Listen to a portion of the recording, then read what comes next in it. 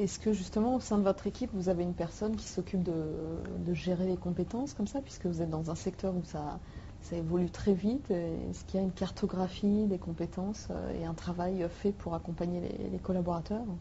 Oui, alors cette cartographie, elle est faite assez régulièrement. On l'a faite pour des entreprises du web dans le cadre d'un club que j'ai créé il y a 4 ans et qui s'appelle le club des DRH du net, et dans lequel on a travaillé beaucoup un répertoire des métiers, pour dire quels sont les métiers spécifiques au web, pour arriver à les décrire et en avoir une idée plus précise, parce que jusque-là, bon.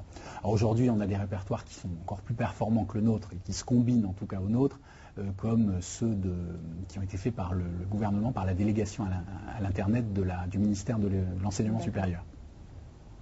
Donc si vous voulez, des répertoires, il en existe. Nous, en interne, bien évidemment, on tient un répertoire de nos métiers.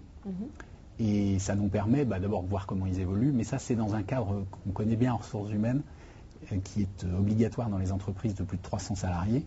C'est bien que ce soit obligatoire parce que c'est utile. C'est ce qu'on appelle la gestion prévisionnelle des emplois et des compétences. Voilà. C'est-à-dire comment, effectivement, dans les années qui viennent, on garantit à nos salariés qu'ils vont avoir les compétences qu'il faut pour continuer dans l'entreprise. Et ça,